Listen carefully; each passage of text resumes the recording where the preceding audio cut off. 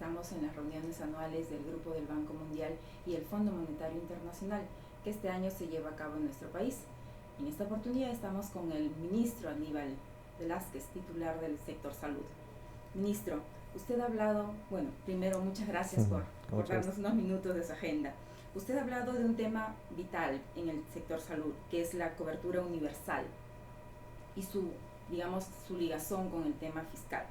Hoy día el Banco Mundial ha dicho que hay 13, o ha reconocido que hay 13 herramientas principales para reducir la pobreza: inversión, educación y el acceso a salud. Este último punto recae sobre su sector, ministro. En este proceso que estamos caminando hacia la universalización del acceso a salud, ¿qué resultados tenemos? ¿Cuánto hemos avanzado hasta este momento? Bueno, en este momento justamente tenemos muchas cosas nuevas y buenas noticias que dar, porque con este gobierno de inclusión social se apostó por mejorar el capital humano, que incluye tener un mejor acceso a los servicios, un acceso universal. Y justamente tuvimos que hacer una reforma por ello, porque cuando comenzó la idea de poder hacer un saneamiento en el país en la década del 90, en 1997, se pensó que debería haber un seguro público para personas de pocos recursos, pero con un paquete básico de salud materno-infantil.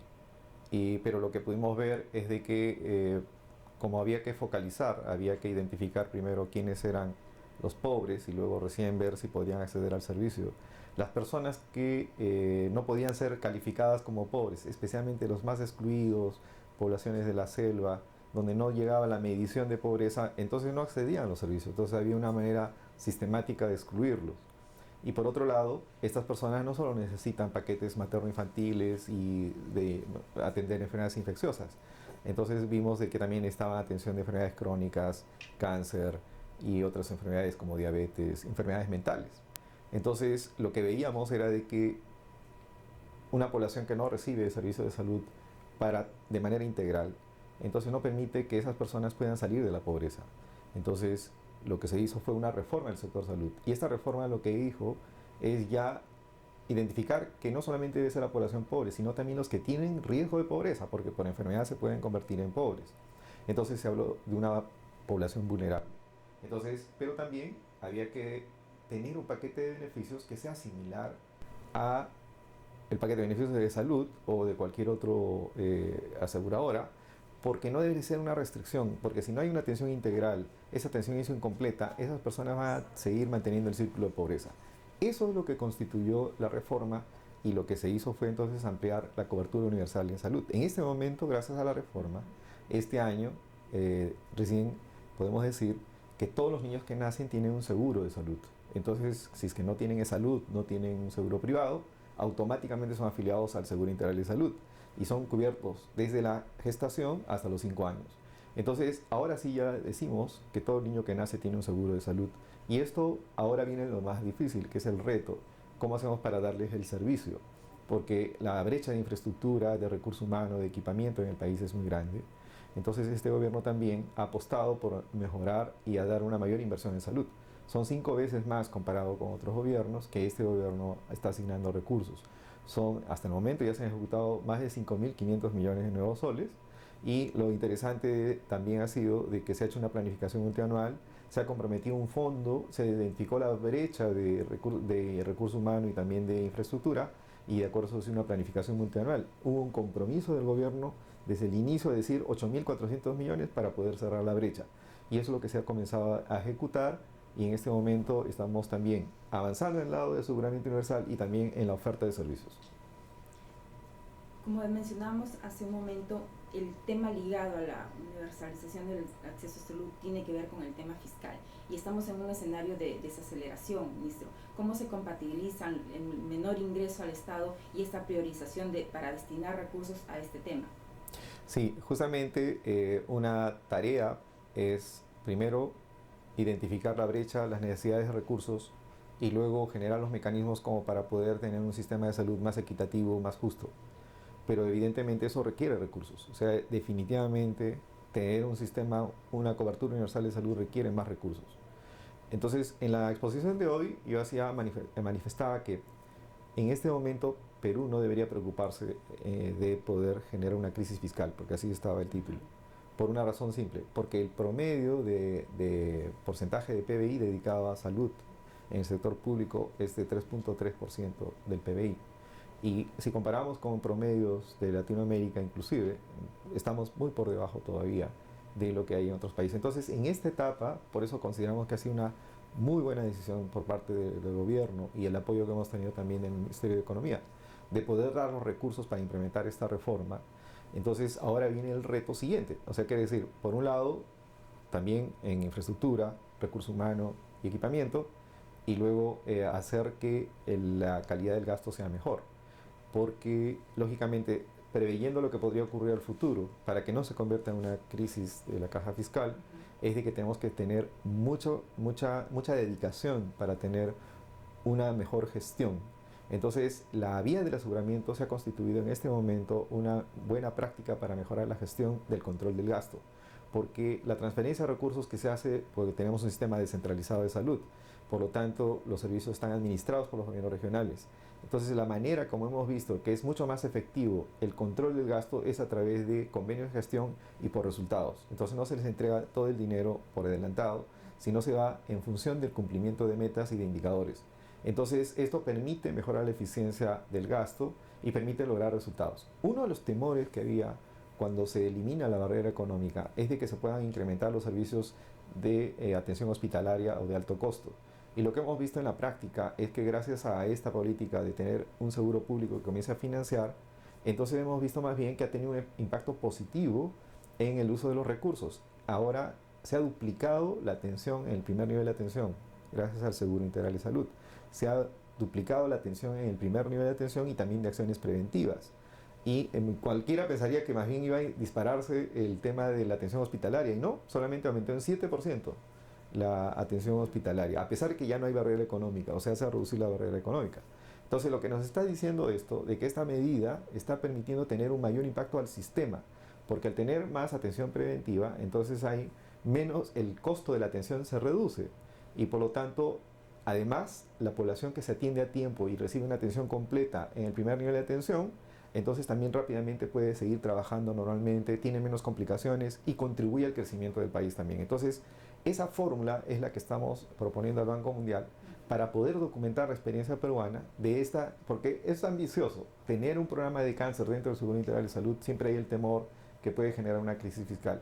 Y lo que hemos visto en el caso de cáncer, ya tenemos información donde tradicionalmente, cuando no había seguro público que financiaba, el 70-80% de los casos llegaban en estadios tardíos. Esto significa que el tratamiento primero ya no es efectivo realmente y segundo es muy caro. En cambio, cuando comenzamos a implementar el Plan Esperanza con este gobierno, se ha cambiado ese orden. O sea, ahora el 50% de los casos son tardíos, lo que quiere decir entonces de que tenemos más posibilidades de salvar, porque cuando se detecta a tiempo el cáncer se puede salvar a las personas y se pueden reintegrar otra vez a la economía. Entonces, está teniendo ese impacto positivo en el sistema de salud y también está teniendo impacto positivo en el crecimiento económico del país. Pero necesitamos documentar y justamente estos eventos nos sirven para poder generar líneas de investigación y que permita luego sustentar y con evidencia apostar por esta ruta que está siguiendo en este momento el gobierno peruano. ¿Qué expectativas, qué feedback ha recibido después de realizar su exposición y mencionar, por ejemplo, estos hallazgos iniciales? Sí, un aspecto clave es de que, por ejemplo, en la experiencia chilena, que tiene más años en tema de aseguramiento, ellos han comenzado a desarrollar mayor eficiencia en la gestión, especialmente del aseguramiento y de los servicios. Entonces, para nosotros, esa es en este momento la principal tarea. Y como esta reforma recién está comenzando, entonces sí necesitamos acelerar la mejora de la capacidad de gestión, tanto de la administración de los servicios a nivel subnacional en los gobiernos regionales, como también ahora en la capacidad de supervisión y en la capacidad de control y fortalecer el aseguramiento público como un verdadero comprador de servicios, porque el comprador de servicios sí puede exigir mejorar la calidad. Entonces, si eso lo fortalecemos y mejoramos, consideramos de que va a tener un impacto mayor. Y eso va a generar entonces evidencia para poder asignar más recursos de manera racional. ¿Eso implica una mayor intervención del sector privado en justamente lo que usted dice, brindar servicio de salud? Mire, si se va por la vía del aseguramiento público, cuando es un administrador de un fondo, entonces y realmente el seguro público se constituye un verdadero comprador de servicios, no importa quién dé el servicio, va a comprar al que le dé más rápido, al que lo dé más oportunamente y lo dé de mejor calidad. Entonces, eso antes no ocurría. Y con la reforma, ahora el seguro integral de salud puede comprar servicios directamente.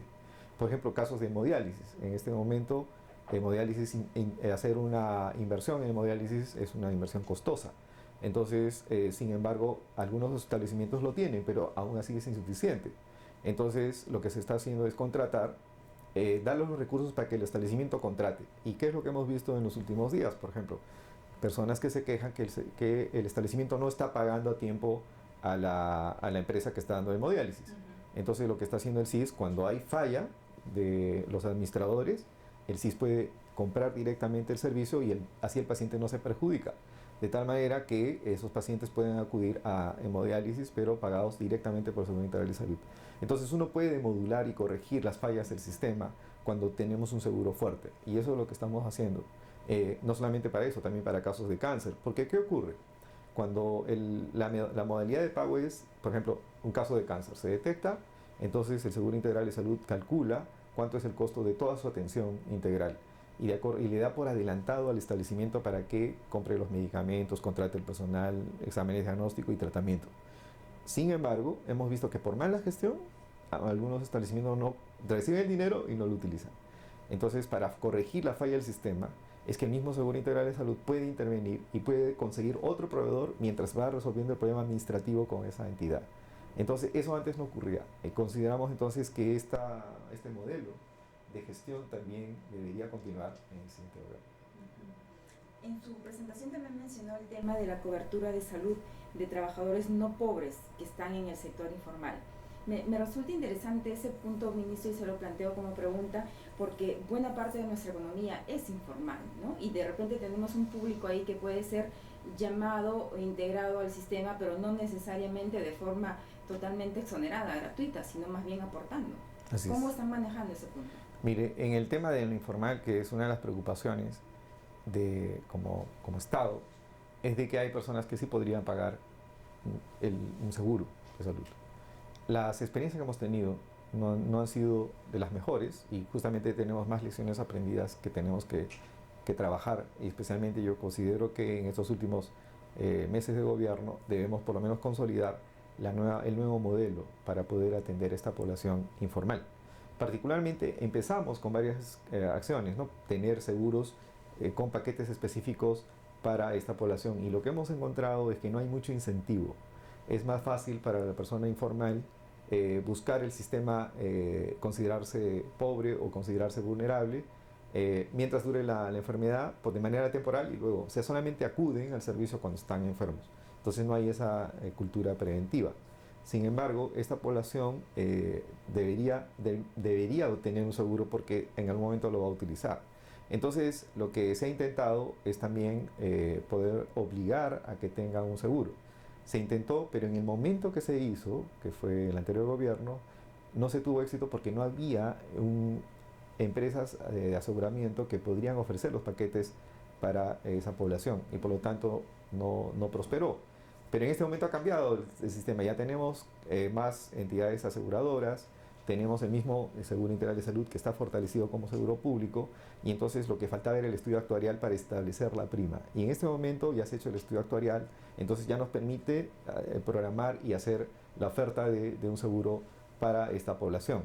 Pero además aprendimos algo: cuando se hace paquetes acotados, paquetes diferenciados para esta población, no hay ningún incentivo. Entonces lo que hemos hecho es que más bien sea un paquete único, de tal forma que ya no sea un desincentivo, sino que cualquiera pueda acceder también a cualquier paquete de beneficios. Esos son los cambios que estamos queriendo hacer, e introducir otra vez un mecanismo de obligatoriedad. Entonces, porque hasta el momento no tenemos más de 500.000 personas afiliadas a este sistema, y son más o menos entre 3.500.000 o un poco más esta población que requiere este tipo de aseguramiento. Muy bien. Muchísimas gracias, ministro Velázquez, por estar este día con nosotros.